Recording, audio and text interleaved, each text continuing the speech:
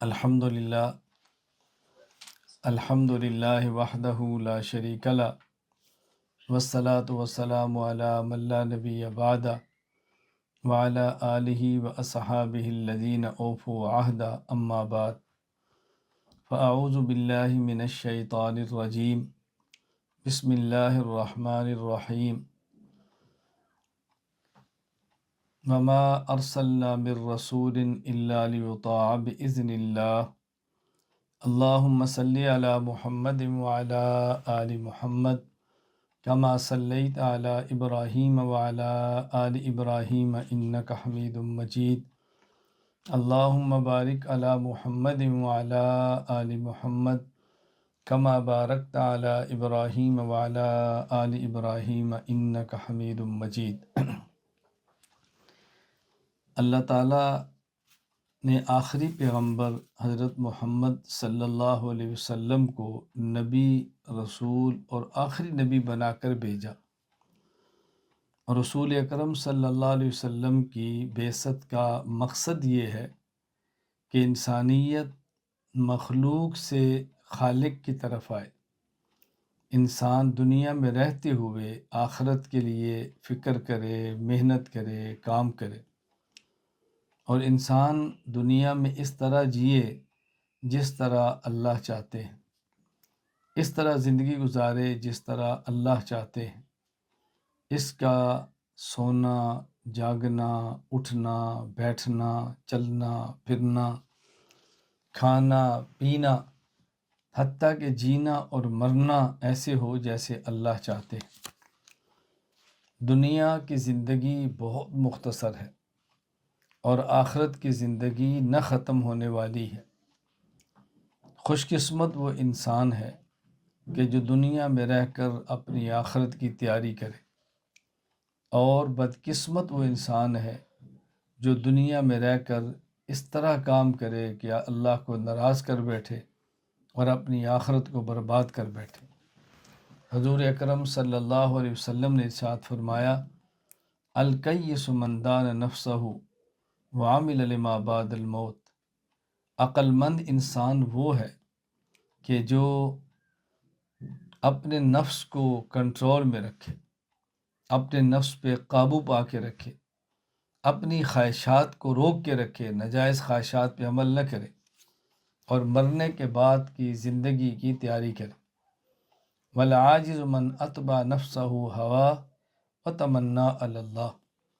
اور بیوقوف انسان وہ ہے جو دنیا میں خود کو اپنے نفس اور خواہش ناجائز کا غلام بنا لے، اور موت کے بعد کے معاملات کے لیے اللہ سے آرزو اور تمنا لگا کر بیٹھ جائے کہ میرا اللہ ٹھیک کر دے گا، میرا اللہ کرم کر دے گا، اور دنیا میں وہ کام کرے جو اللہ کو پسند نہیں ہے۔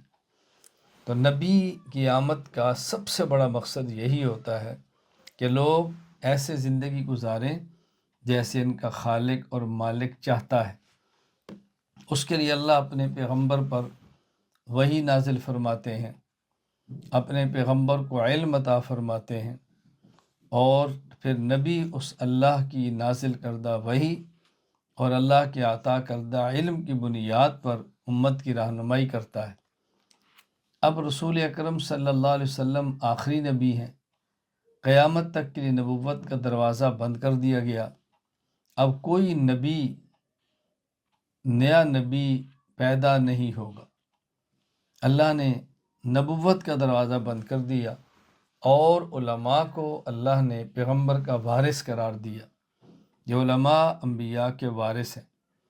معلوم ہوا کہ جس طرح پیغمبر اللہ کی رضا امت کو بتاتا تھا، تو اللہ کے نبی کے جانے کے بعد علماء کی ذمہ داری ہے کہ اللہ کی رضا بتائیں، اللہ کی ناراضگی بتائیں، اللہ تعالیٰ کن چیزوں سے راضی ہوتے ہیں یہ سمجھائیں، اور کن چیزوں سے ناراض ہوتے ہیں یہ سمجھائیں۔ اور یہ عالم تبھی بتا سکتا ہے جب اس کے پاس علم درست ہو، علم صحیح ہو، علم اچھا ہو۔ اگر علم ہی اچھا نہ ہو تو کیا سمجھائے گا؟ تو ضروری ہے کہ عالم علم کو حاصل کرے۔ جو علم کو حاصل کرتا ہے اس کو طالب العلم کہتے ہیں۔ علم حاصل کرنے کے بعد وہ عالم بنتا ہے۔ پیغمبر پر وحی آتی ہے، پیغمبر کو دنیا میں کسی سے علم شریعت نہیں سیکھنا پڑتا، اور کوئی انسان دنیا میں نبی کا معلم اور استاذ نہیں ہوتا، لیکن طالب علم کو علم پڑھنا ہے تو عالم بننا ہے، عالم نے کتابیں پڑھنی ہے تو عالم بننا ہے، اساتذہ کی صحبت میں بیٹھنا ہے تو عالم بننا ہے، وگرنہ نہیں بن سکتا۔ رسول اکرم صلی اللہ علیہ وسلم والا علم امت کو پڑھانے کے لیے اور علماء تیار کرنے کے لیے مدارس بنائے جاتے ہیں، دارالعلوم بنائے جاتے ہیں، چھوٹے اور بڑے مکاتب بنائے جاتے ہیں تاکہ لوگ علم دین کو پڑھیں۔ جس طرح دیگر مدارس، مکاتب اور جامعات موجود ہیں، بحمد اللہ تعالی ہمارا اپنا ادارہ دارالعلوم کھٹمنڈو یہ بھی موجود ہے۔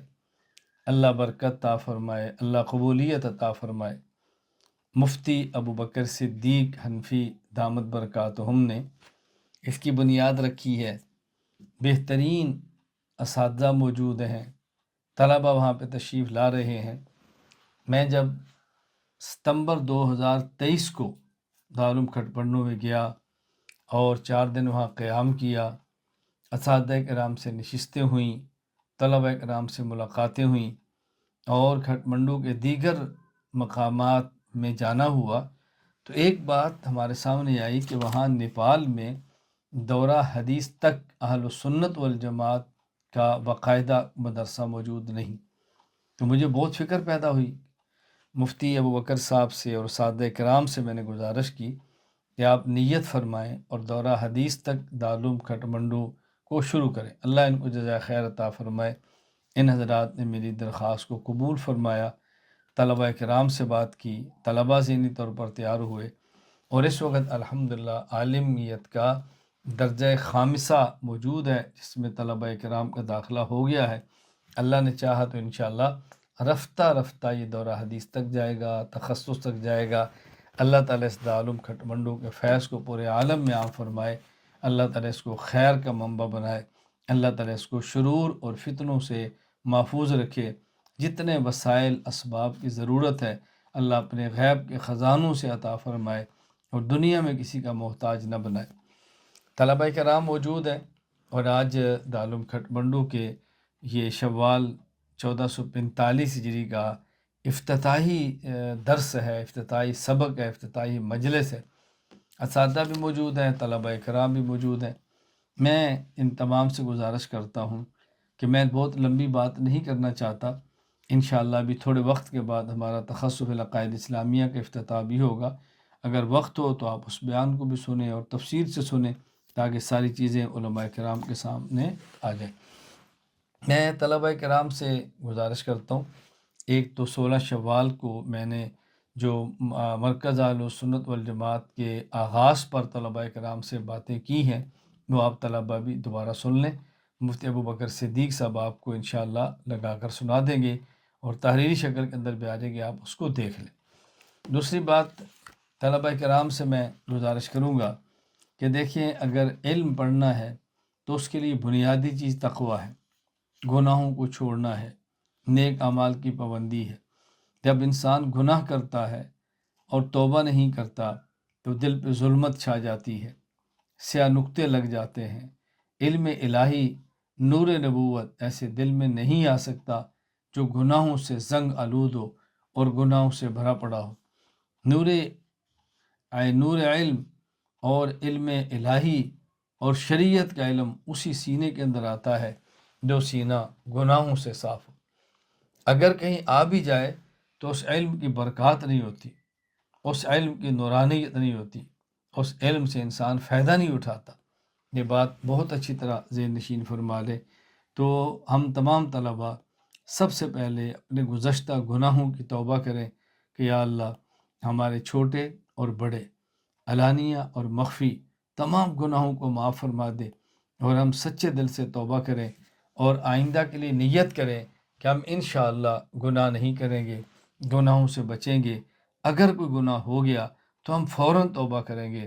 اللہ تعالی ہمیں اس توبہ پر قائم فرمائے۔ دوسری گزارش میری طلبہ کرام سے یہ ہے کہ اگر علم حاصل کرنا ہے اور وہ علم جو نور والا ہو، وہ علم جو برکت والا ہو، وہ علم جس پر عمل کی توفیق ہو، وہ علم حاصل کرنا ہے تو پھر مدرسے کا، دارالعلوم کا ادب کریں، مکتب اور طبائی کا ادب کریں، اور وہ درسگاہ کا ادب کریں، کتاب کا ادب کریں، استاذ کا ادب کریں۔ ادب کرنا بہت ضروری ہے۔ ادب کے بغیر علم کی برکات حاصل نہیں ہوتی، ادب کے بغیر علم کا نور حاصل نہیں ہوتا۔ تو یہ ضروری ہے کہ ہم ادب کا بہت زیادہ خیال کریں۔ تیسری گزارش میری طلبہ کرام سے یہ ہے کہ موبائل کا استعمال چھوڑ دیں۔ موبائل کا استعمال کرتے ہوئے علم حاصل نہیں ہوتا، جو تھوڑا بہت مل جائے وہ گناہوں کی نظر ہو جاتا ہے، بہہ جاتا ہے۔ موبائل کا استعمال چھوڑ دیں۔ زمانہ طالب علمی میں تو طالب علم کو موبائل کے جائز استعمال بھی نہیں کرنا چاہیے، جس جائز استعمال ناجائز استعمال تک پہنچا دیتا ہے۔ یہ جائز استعمال ناجائز استعمال تک پہنچاتا ہے۔ موبائل کو بالکل ایک طرف رکھ دیں۔ مجھے بہت سارے احباب یہ کہتے ہیں، رابطہ کرتے ہیں، جو مجھ سے بیعت ہے، اصلاحی تعلق ہے، تو استاد جی ہم توبہ کرنا چاہتے ہیں، توبہ پھر ٹوٹ جاتی ہے، گناہ بہت زیادہ ہوتے ہیں، ہم کیا کریں؟ میں ان کو ایک ہی بات کہتا ہوں کہ آپ موبائل کو چھوڑ دیں، گناہ آپ کو چھوڑ دیں۔ جب تک آپ نے موبائل کو نہیں چھوڑنا، گناہوں نے آپ کو نہیں چھوڑنا۔ تیسری بات میں طلبہ کرام سے بطور خاص گزارش کروں گا کہ جہاں فرائض کی پابندی تو کرنی ہے، نوافل کی پابندی بھی انشاءاللہ اہتمام کرنا ہے، اور سنت مسنون اعمال کا خیال کرنا ہے۔ وہاں بہت زیادہ خیال کرنا ہے کہ جو ہم نے ایک ترتیب یہاں لگائی ہے ذکر کی، اس میں شرکت کریں، مجلس ذکر میں پابندی سے شریک ہو، عبادت سمجھ کر کریں، یہ بھی کرنا ہے۔ قرآن کریم کی تلاوت کا بہت اہتمام کریں، قرآن کریم کو یاد کریں۔ اگر کسی طالب علم نے قرآن حفظ کیا ہے اور حفظ کمزور ہو گیا ہے تو میں اس کی ترتیب بارہا عرض کر چکا ہوں کہ شروع میں ایک پاؤ فجر کی نماز سے پہلے اوپر دے کر پڑھیں، پھر اس کو زبانی پڑھیں، پھر دن کو نوافل میں پڑھیں، پھر اس کو رات تہجد میں پڑھیں۔ انشاءاللہ العزیز ایک ایک پاؤ کر کے آپ چلتے رہیں، 4 ماہ میں قرآن مکمل ہو جائے گا۔ پھر اسی طرح آدھا پارہ کریں، 2 ماہ میں قرآن مکمل ہوگا۔ پھر آپ پونا پارہ کریں، انشاءاللہ 1.5 ماہ میں قرآن مکمل ہوگا۔ پھر آپ پارہ کریں تو 1 ماہ میں قرآن ختم ہوگا۔ یوں شعبان آنے سے پہلے انشاءاللہ آپ کا قرآن کریم اللہ نے چاہا تو مکمل اوپر دیکھ کر زبانی نوافل تہجد میں انشاءاللہ یہ 4 بار ختم ہو چکا ہوگا۔ تو رمضان سے پہلے بہت آرام سے آپ شعبان میں پڑھ لیں گے، رمضان آئے گا تو بہت سہولت سے قرآن کریم سنا لیں گے۔ طلبہ کرام اس بات کا بہت زیادہ خیال کریں۔ اور میری طلبہ کرام سے ایک چوتھی گزارش یہ ہے کہ بہت کم وقت کے لیے دارالعلوم سے باہر نکلیں، اور ایسی جگہ پر تو ہرگز نہ جائیں جہاں نامحرم خواتین ہیں، جہاں گانے ہیں، بے حیائی کا ماحول ہے، دین سے دوری پیدا ہوتی ہے۔ ایسی جگہ پر تو ہرگز نہ جائیں۔ میری 5ویں اور آخری گزارش طلبہ کرام سے یہ ہے کہ تعلق مع اللہ پختہ کرتے ہوئے دعا کا بہت اہتمام کریں، اللہ سے مانگنے کا اہتمام کریں۔ اللہ مجھ سے بھی دین کا کام لے، اللہ آپ سے بھی کام لے، اللہ ہماری نسلوں سے دین کی مقبول خدمت لے لے، اس کا بہت زیادہ اہتمام کریں۔ اللہ مجھے اور آپ سب کو قبول فرمائے۔ ہم اس وقت چونکہ آغاز ہے تو ہم آغاز میں صرف سورۃ الفاتحہ پڑھ لیتے ہیں تاکہ آغاز ہو جائے اور ہم سمجھیں کہ آج سبق ہو گیا ہے، ہم نے سورۃ الفاتحہ پڑھ لی ہے۔ تو تمام طلبہ کرام یہ پڑھ لیں۔ اعوذ باللہ من الشیطان الرجیم، بسم اللہ الرحمن الرحیم، الحمد للہ رب العالمین، الرحمن الرحیم، مالک یوم الدین، ایاک نعبد و ایاک نستعین، اہدنا الصراط المستقیم، صراط الذین انعمت علیہم غیر المغضوب علیہم ولا الضالین۔ اللہ قبول فرما لے۔ الحمدللہ رب العالمین، والصلاة والسلام علی رسولہ وعلی آلہ واصحابہ اجمعین۔ ربنا ظلمنا انفسنا وان لم تغفر لنا وترحمنا لنکونن من الخاسرین۔ ربنا هب لنا من ازواجنا وذرياتنا قرۃ اعین وجعلنا للمتقین اماما رب اغفر وارحم وانت خیر الراحمین اللهم انك عفو تحب العفو فاعف عنا اللهم انا نسألك رضاك والجنة ونعوذ بك من سخطك والنار اللهم اللهم أرنا الحق حقا وارزقنا اتباعه وأرنا الباطل باطلا وارزقنا اجتنابه اللهم إنا نسألك علما نافعا وعملا صالحا متقبلا ورزقا واسعا طیبا۔ اللہ ہم سب کے گناہوں کو معاف فرما دے، خطاؤں سے درگزر فرما دے، علم کی برکات عطا فرما دے، اس دارالعلوم کو قبول فرما لے، دارالعلوم کھٹ منڈو کو قبول فرما لے، اے اللہ اس کو شرور سے محفوظ فرما، ضرورت خزانہ غیب سے پوری فرما۔ ان نے جگہ خرید لی ہے، رقم ادا کر دی ہے، شاید کچھ باقی ہے، اللہ اس کا بھی انتظام فرما دے، جلد تعمیر کے اسباب پیدا فرما دے۔ اے اللہ ہم سب کو اپنے دین کی مقبول خدمت کی توفیق عطا فرما۔ وصلی اللہ تعالی علی رسول خیر خلقہ محمد وعلی آلہ وصحابہ اجمعین برحمتک یا ارحم الراحمین۔